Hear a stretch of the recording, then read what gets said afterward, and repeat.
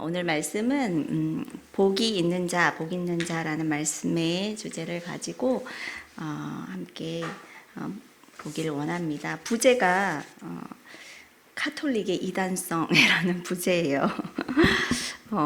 이 말씀을 이제 오랫동안 6월 달에는 이 주제를 가지고 말씀을 전해야 되겠다 이제 생각을 했는데, 실제적으로는 사사기를 다 준비해 놓고 그러다가 이제 또 다시 이제 금요 철회하면서 이 본문이 나와서 다시 해야 되겠다 이렇게 다짐을 하고 어제 아주 열심히 준비했습니다. 우리 함께 은혜 받았으면 좋겠습니다. 누가복음 오늘 방금 봤던 말씀이고요. 누가 전통일까라는 설교지만 약간 수업 같은, 그래서 마음 편하게 보셨으면 좋겠습니다. 정통인가에 대한 싸움이 굉장히 많죠. 이거는 뭐 200년도 아니고 거의 2000년 가까이 누가 정통일까.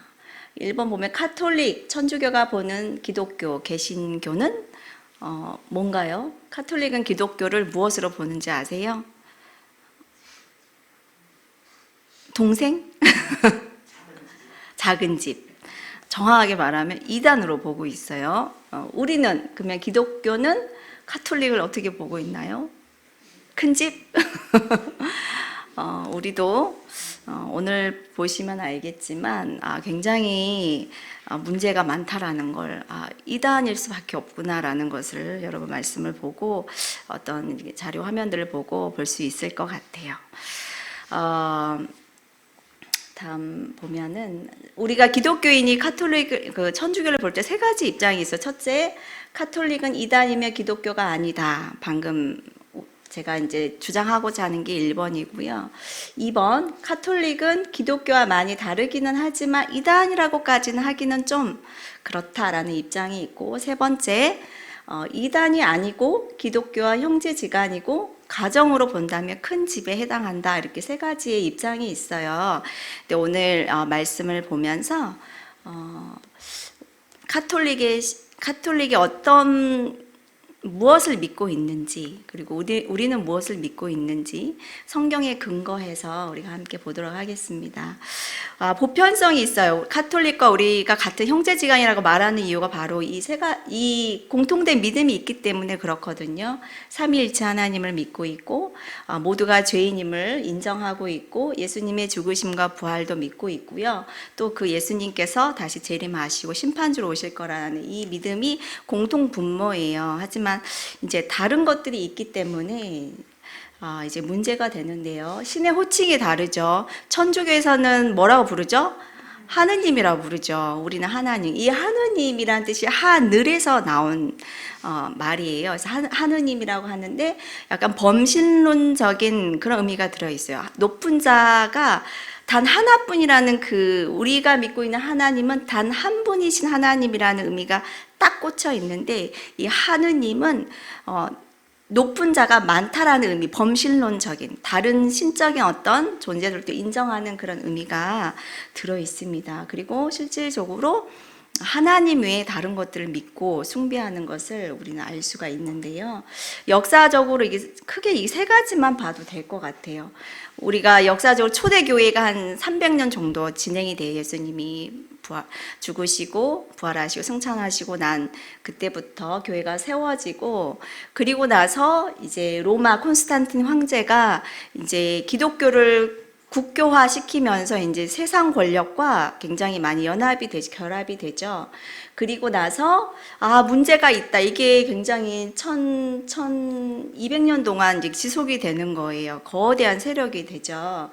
마틴 루터가 이건 문제가 있습니다. 우리가 믿고 있는 이 신앙은 성경과 다른 게 너무 많습니다. 라고 마틴 루터가 종교 개혁을 하는 이 세 가지 굵직한, 그래서 이 구교는 여선 천주교고 신교는 개신교, 우리가 믿고 있는 이 기독교에 해당합니다. 이 세 가지 큰 틀 안에서 우리가 보면 될 것 같고요. 이 마틴 루터가 이제 외친 세 가지 주된 메시지는, 우리는 구원을 받는데 오직 성경이다, 오직 믿음이다, 오직 은혜다라는 큰 틀을 가지고 이때 당시에 루터뿐만 아니라 칼뱅이나 찌빙글리나 다 다시 성경으로 돌아가자. 의인은 오직 믿음으로 말미암아 산다라는 그 타이틀을 가지고 종교개혁을 진행하였는데요. 이 오직 성경이 카톨릭에서는 많이 입장이 좀 달라요. 왜냐하면 그때 당시에는 개신교가 없었기 때문에 다 천주교였잖아요. 1번 보면 놀랍죠. 천주교가 성경을 하나님의 말씀으로 인정했기 때문에 결정했죠. 이게 정경이다라고 결정을 했기 때문에 그러니까 이 성경이 하나님 말씀이다. 즉 천주교회가 이 성경보다 위에 있고 그 다음에 천주교회는 성경이 만들어지기 전보다 앞에 있었기 때문에 그러기 때문에 더 권위가 있고 천주교가 없이는 성경이 천주교가 성경을 만들어 이렇게 결정했다고 생각하기 때문에 성경 없이도 천주교회는 여전히 있다라는 입장을 가지고 있어요. 그래서 이 성경보다 더 높은 권위를 천주교회로 보고 있어요. 그리고 우리가 보고 있는 이 성경과 다른 위경이 들어갑니다. 위경은 가짜 경전이에요. 그래서 토비아서, 유디서, 마카비 상권 학원, 그리고 지혜서 집회서, 그 다음에 바룩서, 그 외에도 뭐 에스드라 전서 호서 이렇게 다른 많은 책들이 있는데 지금은 정경으로 이제 카톨릭에서 인정하는 게 7권이 더 있어요. 우리가 보는 성경과 다르고 다른 경전이 있고 이 추가된 7권에서 나온 잘못된 교리들이 있는 거예요. 죽은 자들을 위한 기도, 죽은 자를 위해서 기도하면 그들이 뭐 이렇게 벌이 나중에 보겠지만 그런 이야기가 있고 천사들의 중보가 있고 연옥설이 있고 공동축철설, 그러니까 잘못된 교리들이 이제 다 들어가기 시작해요. 성경 외에 다른 가르침을 하나님의 말씀으로 믿고 있기 때문에 이제 그렇게 되는 거죠. 그리고 오직 믿음, 오직 은혜, 이게 우리가 믿고 있는 거지만 이 카톨릭은 굉장히 선행, 의식에 대한 중요성이 굉장히 큽니다. 행위로 우리 기독교에서는 오직 믿음만 있으면 구원을 받는다. 그러니까 그게 은혜이다라는 입장이죠.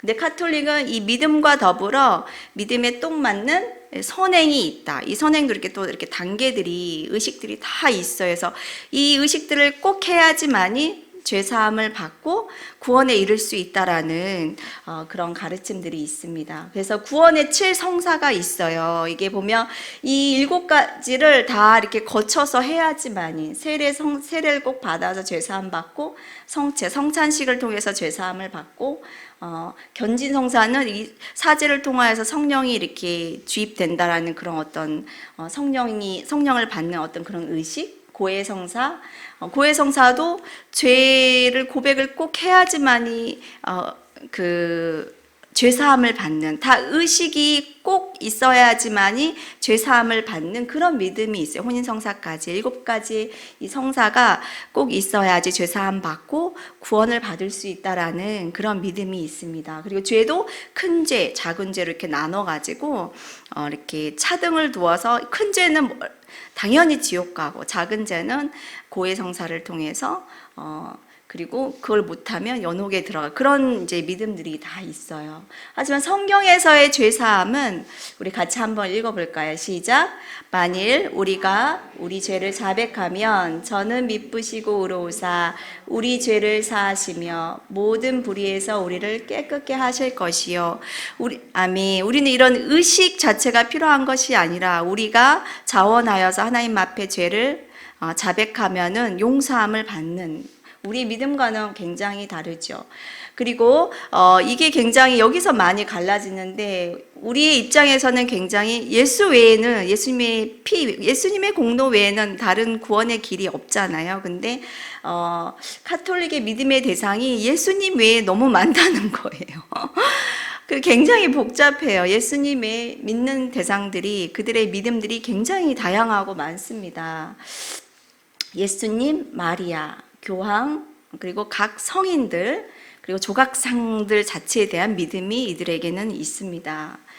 그래서 가장 저도 어린이 전도를 이렇게 하면은 가장 힘들 때가 천주교 다닌다고 하는 어린이를 전도할 때가 사실 제일 어려운 마음이 있어요. 거기서 나오라고 해야 될까? 이제 부모님 따라서 이제 성당에 다니는 아이들인데, 그건 잘못됐어, 그렇게 말하기가 참 애매한 거예요. 그래서 그러면 예수님에 대해서 들어봤지 해서 예수님 믿어야지 천국에 가는 거 알고 있지 해서 그 예수님에 대한 믿음을 이렇게 다시 한번 말해주고 이렇게 끝나는데, 굉장히 이 마리아 숭배 사상이 굉장히 큽니다. 사람들 만나서, 천주교인들 만나서 이제 택시를 타면 이렇게 전도를 하는데, 예수님만이 구원을 주실 수 있어라고 얘기를 하고 마리아를 믿으면 안 돼요, 제가 이런 말을 하거든요. 그러면 저희도 안 믿어요, 그냥 공경해요 라고 그런 표현을 하더라고요. 그래서 근데 실질적으로 제가 이렇게 자료들을 다 이렇게 제가 쓴 게 아니라 다 전문 이제 박사학위 받으신 분들, 전문적으로 이단 이제 연구하신 분들의 자료를 참고해서 제가 준비했는데요. 이 마리아에 대한 이게 굉장히 계속 늘어요. 19세기에는 이게 만들어지고 20세기에는 승천설까지 지금 만들어졌는데, 마리아는 평생 처녀였다. 마리아는 원죄가 없는 무죄인, 죄가 하나도 없는 사람이다. 평생 무죄하였다. 그리고 부활하고 승천하였다. 부활하고 승천하였다는 또 어떻게 나왔냐면, 이제 나중에 마리아의 관을 열어보니까 시체가 없더래요. 그래서 이게 죄가 없으니까, 무죄하니까 죽음을 경험하지 않아도 되는구나. 그래서 죽지 않고 부활해서 승천하였다. 뭐 이런 식으로 그 전승들 있죠. 말 구전을 통해서 이제 만들어진 이 말을 진리로 믿고 이거를 카톨릭 교회에서는 맞다라고 이렇게 인정을 하는 거예요. 그리고 마리아는 은총의 중재자이시고 기도의 중보자이시며 구원의 어머니이시다. 예수 그리스도가 하시는 그 구원 사역, 그리고 재림과 심판, 그 모든 사역 가운데 이거를 다 마리아를 통해서 한다라는 믿음이 이들에게 있는 거예요. 하지만 성경은 무엇라고 말씀하시나요? 같이 한번 읽어볼까요? 시작. 기록된 바 의인은 없나니 하나도 없고 모든 사람이 죄를 범하였음에 하나님의 영광에 이르지 못하였고 하나님 한 분 외에 선한 이가 없느니라 해서 이걸 보면은 그들이 믿고 있는 이 마리아에 대한 신앙이 굉장히 잘못되었음을 우리는 알 수 있습니다. 그들은 하나님의 어머니라고 마리아를 숭배하고 있어요. 그리고 사단이 가장 무서워한 자가 예수님의 보혈이 아니라 마리아라고 믿고 있어요. 그렇기 때문에 굉장히 이들의 신앙이 반성경적인 거예요. 성경은 말씀합니다. 오직 예수 그리스도 외에는 없다라고, 하나님께 나아갈 자는. 자, 같이 한번 읽어볼까요? 시작. 하나님은 한 분이시요 또 하나님과 사람 사이의 중보자도 한 분이시니 곧 사람이신 예수 그리스도 예수라. 아멘. 또 한번 읽어볼게요. 시작. 다른 이로서는 구원을 얻을 수 없나니 천하 인간의 구원을 얻을 만한 다른 이름을 우리에게 주신 일이 없음이니라. 그리고 예수님께서도 스스로 당신 스스로에 대해서 이렇게 말씀하시죠. 시작. 예수께서 가라사대 내가 곧 길이요 진리요 생명이니 나로 말미암지 않고서는 아버지께로 올 자가 없느니라 라고 성경은 분명히 말씀하고 있습니다. 그렇다면 우리가 예수님을 믿고 있는데 예수님께서 당신의 어머니, 육신의 어머니이신 이 마리아를 어떤 시각으로 보고 있나, 이걸 성경 구절을 찾아보았는데요. 한 사람이 여짜오되, 이게 잘 아시죠? 보소서 당신의 어머니와 동생들이 왔습니다. 이걸 보면은 그 마리아가 평생 처녀였다, 이게 틀렸죠. 사실 다 가족이 있고 남편도 있고, 그죠? 누가 내 어머니이며 동생들이냐? 그리고 결론적으로 누구든지 하늘에 계신 내 아버지의 뜻대로 하는 자가 내 형제요 자매요 어머니이니라 하시더라. 이 말씀을 통해서 이 예수님은 이 자기 어머니를 숭배하고 있지는 않아요. 그죠? 이 또 다른 오늘 말씀도 그렇죠. 오늘 말씀도 하나님의 말씀을 듣고 지키는 자가 복이 있다라는, 그렇게 당신의 어머니가 복됩니다라고 했을 때 이렇게 그렇게 말씀하셨고, 또 육신의 어머니를 그러나 예수님이 굉장히 염려하시고 지키시를 원하는 예수님의 그런 효심은 또 볼 수 있죠. 그리고 십자가 죽음을 아셨고, 그리고 승천하셔서 자기 그 부재를 아시고 큰아들로서 그 육신의 어머니의 그 노후를 염려하여서 요한에게 가장 장수하는, 다 순교하지만 끝까지 장수하였던 이 요한에게 자기의 어머니를 맡깁니다. 보라, 네 어머니라 하신데, 그때부터 그 요한이 자기 집에 모시니라. 즉 예수님이 바라본 자기의 어머니는, 육신의 어머니 마리아는 이제는 늙어서 누군가의 도움이 필요한, 돌봄이 필요한 그런 육신의 늙은 어머니셨던 거예요. 아까 그 카톨릭이 바라보는 그런 엄청난 어떤 신적인 그런 권위를 가진 그런 마리아가 아니라, 자기 어머니는 이제 늙어서 연약해서 누군가의 돌봄이 필요한 그런 육신의 어머니임을 그 예수님이 그렇게 보고 계시지요. 그리고 마리아도 자기 소개를 할 때, 예수님을 잉태하게 되었을 때, 하나님의 아들, 구원자를 잉태하게 되었을 때, 그게 자기 스스로 주의 여종입니다. 자기는 내가 성령으로 잉태하기 때문에 높은 자라고 절대 하지 않습니다. 스스로도 그의 여종의 비천함을 돌보셨습니다. 나 같은 자에게 이런 은혜를 베푸시니 자기 스스로 여종이라고 칭합니다. 저는 진짜 이렇게 천국에 가면 가장 주님 앞에 이렇게 뭐라 해야 되나, 면목이 없다고 해야 되나, 어떻게 해야 되나, 세상 사람들 자기를, 마리아는 천국에 당연히 있겠죠. 주님의 보좌 앞에 있겠죠, 당연히. 근데 얼마나 다른 사람들 자기를 신으로 모시고 있는 거에 대한 안타까움이 있을까라는 생각을 사실 저는 해봐요. 스스로도 절대 자기가 어떤 훌륭한 자라고 인정한 적도 없고, 그리고 그냥 평범한 여인으로서 예수님을 낳으시고, 또 평범한 주부로서의 삶을 사시고, 예수님을 모시고 섬기고 믿고 이렇게 따르는 어떤 제자로서 그렇게 삶을 사셨는데, 천국에 갔더니 이제 많은 사람들이 자기를 어떤 신격화하는 거에 대해서 이 마리아는 얼마나 천국에서 마음이 안타깝고 속상할까라는 생각을 저도 해봅니다. 항상 이 마리아 신상이 있어요. 여러분, 정말 성당에 없는 데가 있을까요? 신상이? 있어요. 항상 있고, 또 여기 앞에서 기도를 드립니다. 왜 우리는 어떤 형상도 만들지 않잖아요. 십자가도 우리가 이 십자가 앞에서 무릎 꿇고 기도하지는 않잖아요.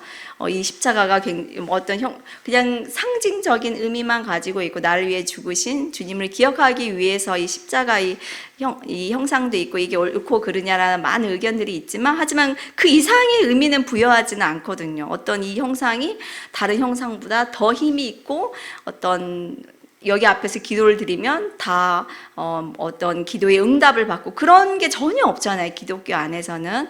하지만 이 카톨릭 교회나 성당을 보면 항상 여기 앞에서 기도를 드리고 있는 모습들을 봅니다. 어떻게 카톨릭은 이 신상을, 이렇게 여신상을 이렇게 지었을까?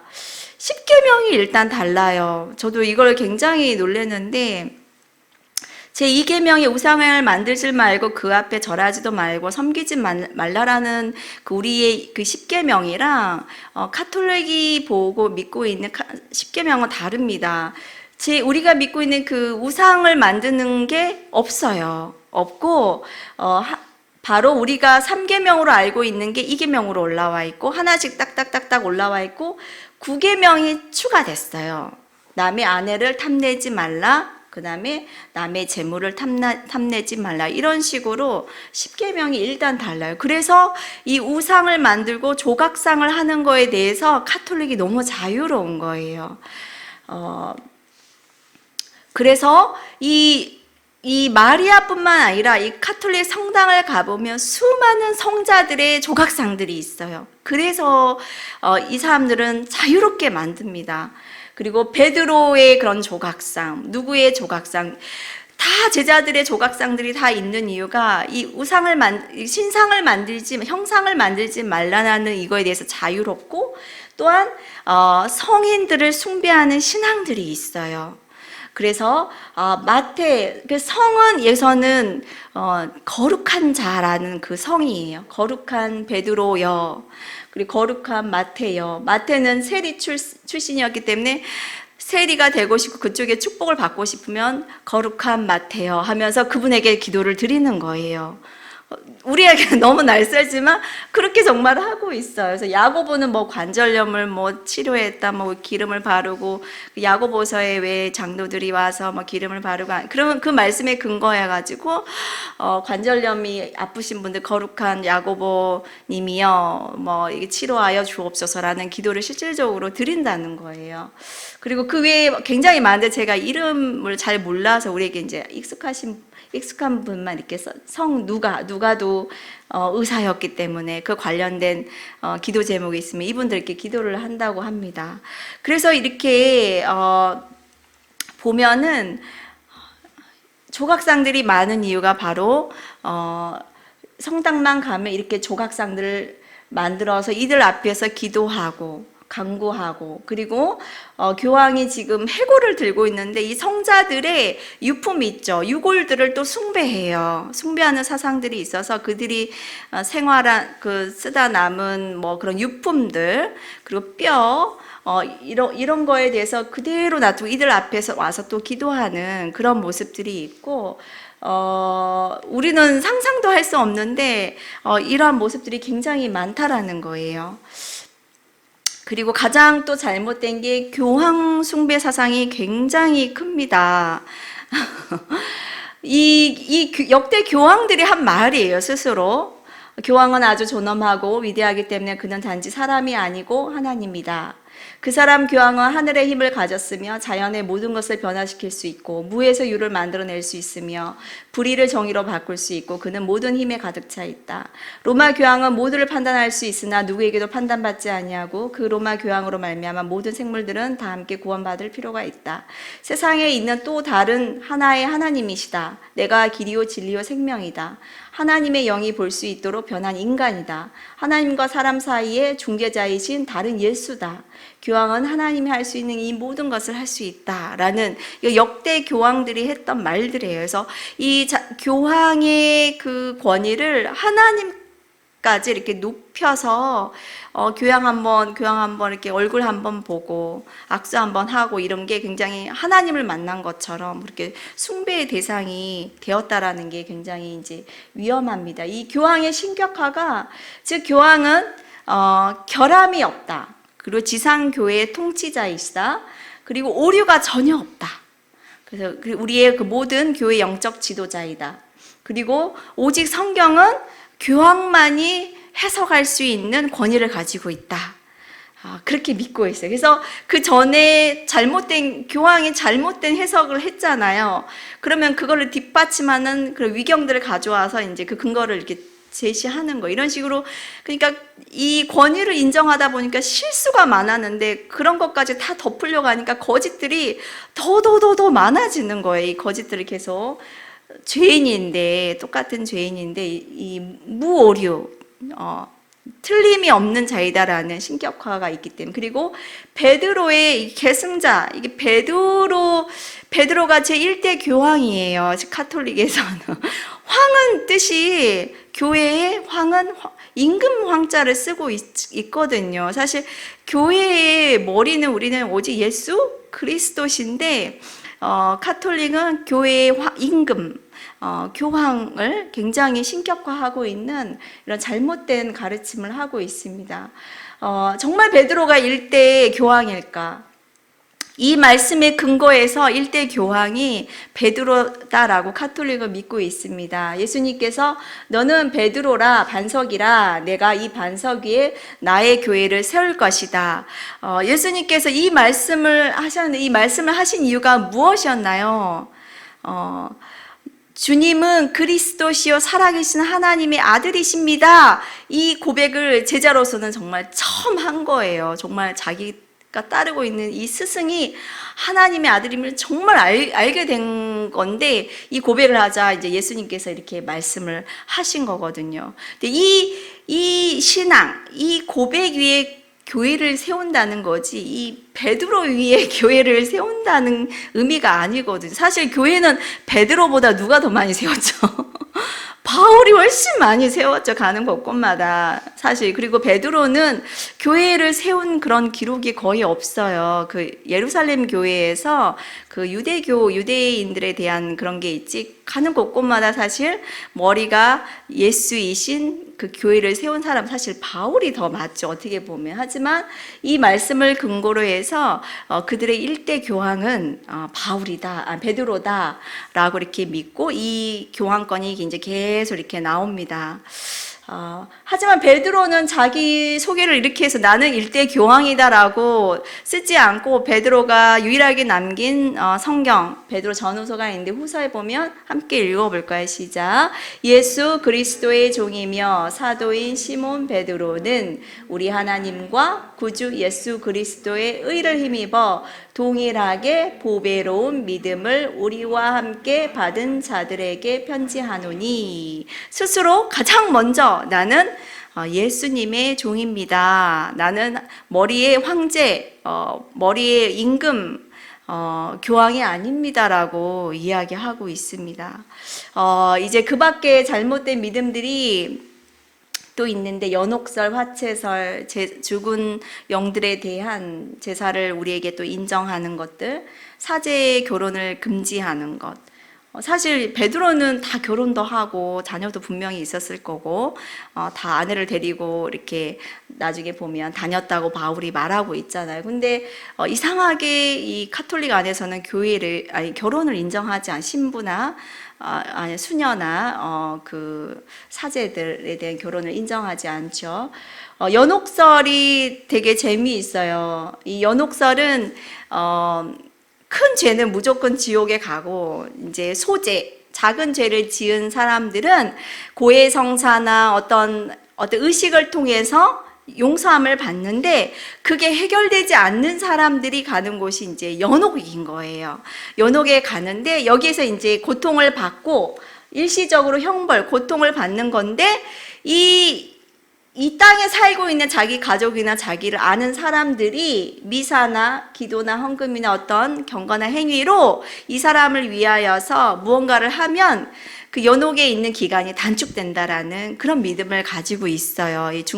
이 연옥을 거쳐서 천국에 간다라는 이런 믿음이 있고, 이게 바로 면죄부가 나온 이유가 바로 여기에 있습니다. 그래서 죽은 자들을, 부모나 가족이나 형제들을 위해서 이렇게 면죄부를 팔아서 돈을 이제 그 모금으로 이제 베드로 성당 같은 걸 이렇게 지었는데, 이렇게 해서 잘못된 그 가장 이제 타락하게 된 그런 이유가 또 여기에 있었죠. 그리고 화채설도 좀 문제가 되는, 이게 신학적으로 굉장히 문제가 되죠. 이게 미사, 우리로 보면 성찬식인데, 이거를 매주 이제 성당에서는 드리는데, 이때 예수님의 그 잔과 이 살이 진짜로 예수님의 피와 살로 이렇게 바뀐다라는 그 믿음이에요. 그래서 이거를 사제가 이렇게 딱 주고 이 받아 먹는 순간 이렇게 죄사함이 되는 거예요.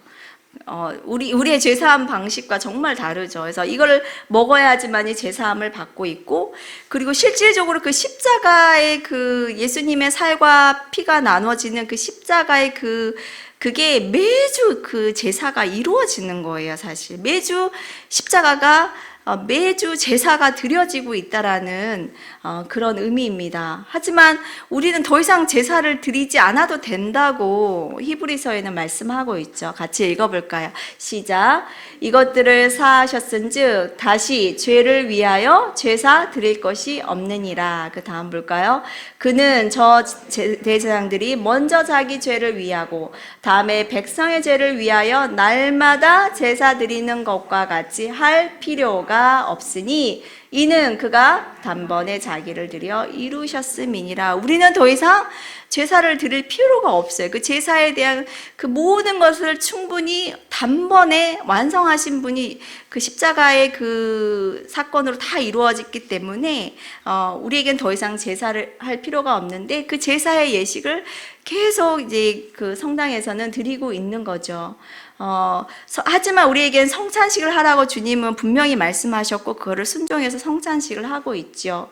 성찬식의 의미는 단순히 예수님의 죽으심을 기억하고 기념하여라, 그 외에는 없는 거예요. 예수님의 나를 위하여 대신 죽으심, 그걸 기억하고 기념하는 것 외에는 성찬의 의식이 없는 거죠. 자, 이렇게 해서 말씀을 마치는데요. 오늘 복 있는 자라는 제목을 가지고 오늘 말씀을 보니까 뭐라고 하셨나요? 누가복음 11장 27절, 28절 말씀 같이 한번 읽어보도록 하겠습니다. 시작. 이 말씀을 하실 때에 무리 중에서 한 여자가 음성을 높여 이르되 당신을 뵌 태와 당신을 먹인 저지 복이 있나이다 하니, 예수께서 이르시되 오히려 하나님의 말씀을 듣고 지키는 자가 복이 있느니라 하시니라. 아멘. 하나님의 말씀을 듣고 우리 이 자리에 있는 게 이 하나님의 성경 말씀대로 우리가 믿고 이대로 행하는 우리가 복이 있음을 아셨으면 좋겠고, 이 마지막 때 우리가 더 이렇게 말씀을 더 잘 알고 또 어떠한 신앙이 참된 신앙이고 참된 진리인가를 더 분별하여서, 또한 이렇게 주위에 카톨릭이 있으신 분들은 기도를 해주시고 이렇게 믿음으로 나오실 수 있도록 권면하는 여러분이 되셨으면 좋겠습니다.